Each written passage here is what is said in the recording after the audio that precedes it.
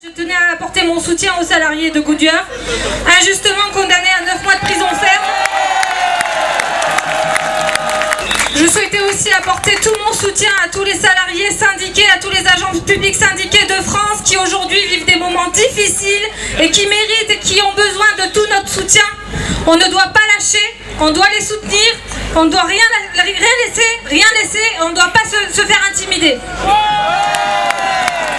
En tant qu'inspectrice du travail, condamnée pour avoir osé saisir les syndicats de mon ministère afin de pouvoir me défendre contre les pressions exercées par la société Tefal et relayées par ma hiérarchie, pour avoir persisté à exercer mon métier, à faire appliquer la loi dans les entreprises aussi puissantes soient-elles, et quel que soit leur appui politique.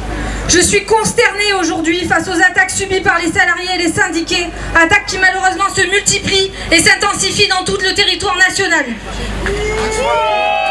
Mon procès qui s'est tenu le 16 octobre à Annecy a été le procès de l'inspection du travail, le procès des lanceurs d'alerte et le procès des syndicats. Ils ont fait un strike, 3 en 1. Ces 3 entités qui se confondent parfois ont un rôle essentiel à jouer dans une démocratie digne de ce nom.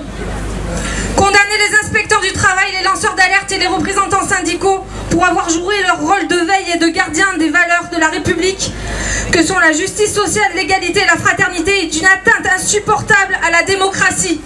Et nous devons la dénoncer. En tant qu'inspectrice du travail, au-delà de mon affaire et de ma condamnation, je ne peux que dresser un constat alarmant de l'état de la justice sociale dans notre pays. Je suis le témoin tous les jours et toutes les semaines de plans sociaux sans motif économique, de licenciements, de délocalisation, de licenciements de salariés malades pour les moins productifs, de délocalisation de l'activité d'entreprises florissantes, ayant bénéficié par ailleurs d'aides financières de plusieurs millions d'euros de la part de l'État français, et qui ont pour seul et unique but de faire encore plus de profit au profit des actionnaires de plus en plus avides. Comment peut-on alors condamner non pas les dirigeants mafieux initiant de tels plans sociaux, mais les salariés honnêtes qui tentent de lutter pour sauvegarder leur emploi contre la machine capitaliste en train de les broyer?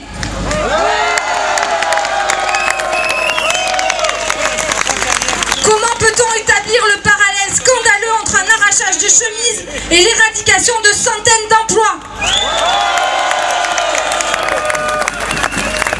Nier la violence patronale, la violence capitaliste, ne souligner et réprimer que la lutte syndicale revient à supprimer toute justice sociale dans ce pays. Et comme si cela ne suffisait pas, on ajoute une bonne dose de réforme du Code du travail, soi-disant trop protecteur et générateur de chômage. La solution, soi-disant, plus de négociations. Mais de qui se moque-t-on? Comment peut-on d'un côté réprimer sans commune mesure toute action et expression syndicale, tandis que de l'autre côté, on demande aux syndicats de se mettre autour de la table pour négocier un nouveau droit du travail? Après avoir muselé les syndicats après l'instauration d'un climat de peur et de répression, on leur demande de négocier avec les patrons. Eh bien, c'est la réponse, c'est non. Pendant mon procès, l'avocat de la société Tefal a qualifié les syndicats de porteurs de pancartes. Alors j'appelle aujourd'hui de mes voeux tous les porteurs de pancartes à se mobiliser. Sans faille, sans peur, si la corruption et les intérêts privés semblent l'avoir emporté sur la loyauté et l'intérêt général, pour autant nous ne devons pas baisser les bras, nous ne devons pas nous laisser intimider. Plus les luttes seront réprimées, plus nous devons de lutter. Personnellement, moi je ne lâcherai pas. J'ai fait appel de ma condamnation comme le salarié lanceur d'alerte et je persisterai jusqu'à l'obtention de la relaxe et de la justice. À la vérité, on nous oppose une loi sur le secret des affaires. À la loyauté et la justice sociale, on nous oppose la liberté d'entreprendre. À notre tour, opposons-leur nos valeurs, notre courage et notre détermination.